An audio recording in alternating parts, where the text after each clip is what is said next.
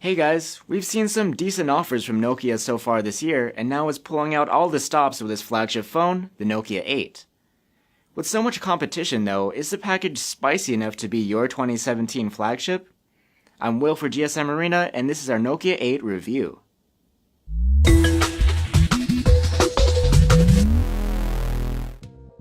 Our steel Nokia 8 isn't actually made from steel, that's the name of the color, but it's not too far off.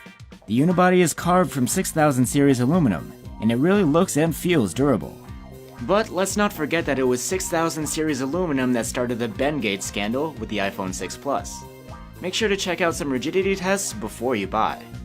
It's a conservative build, not too flashy and definitely not bezel-less, but you do see a few curves here and there.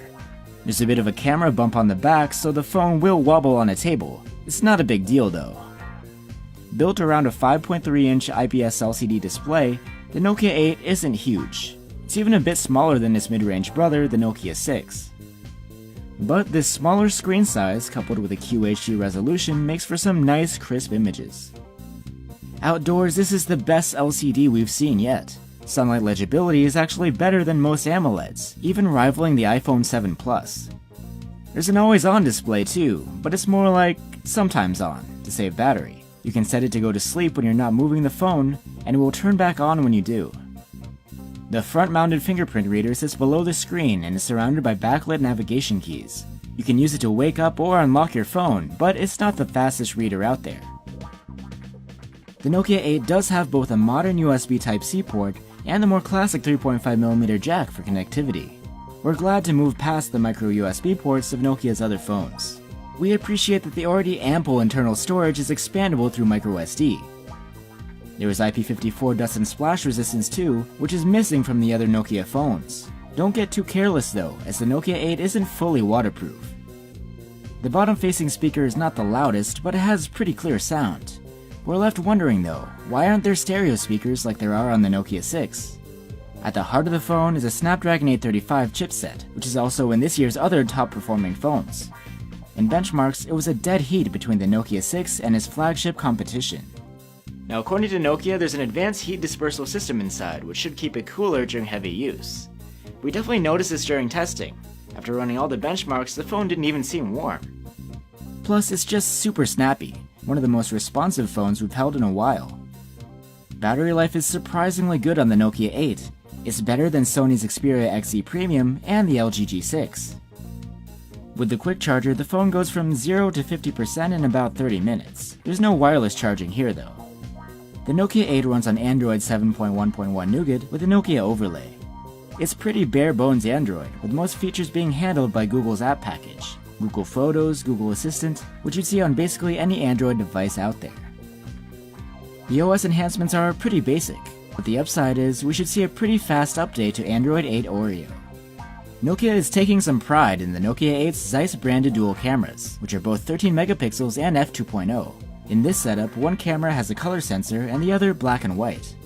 The camera interface is proprietary and it works well. We only wish there were more options in manual mode. There's no shutter speed control, among other things.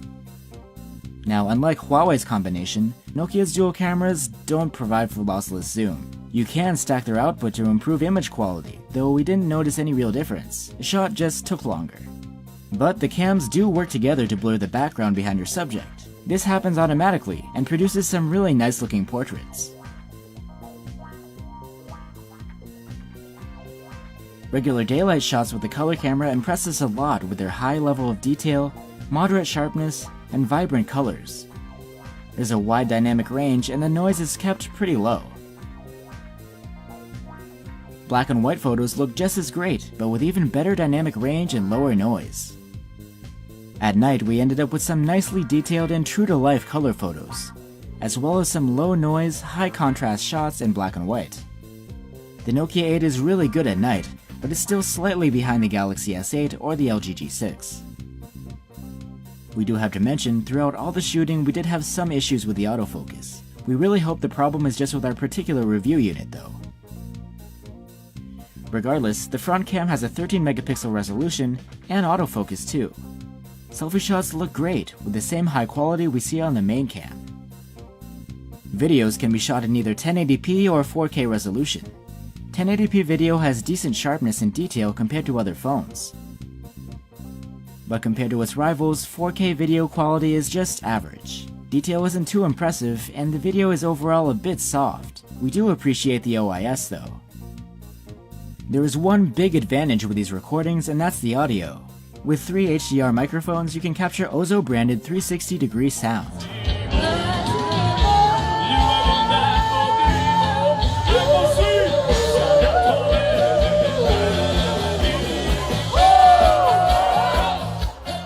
Of course, we didn't forget the Bothy. With a feature called Dual Sight, you can take pictures or record video from the front and rear cam at the same time.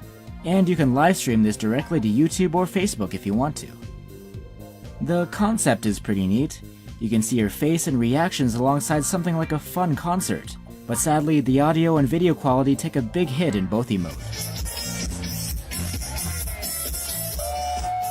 For a decent recording, especially of music, it really feels better to stick to normal video. So, while the Bothy wasn't as impressive as we'd hoped, the Nokia 8 still delivers some top-notch photos and great audio recording. These days, not a ton of high-quality content is being produced on phones, but with devices like this coming out, maybe that's starting to change. Overall, the Nokia 8 is a well-built smartphone that can give the top flagships a run for their money. Although it doesn't have interesting software features, it more than makes up for that with everything else it has to offer. Thanks for watching. Don't forget to hit those like and subscribe buttons down below if you enjoyed this video. And you can stop by gsmarena.com to see our full test findings. See you next time!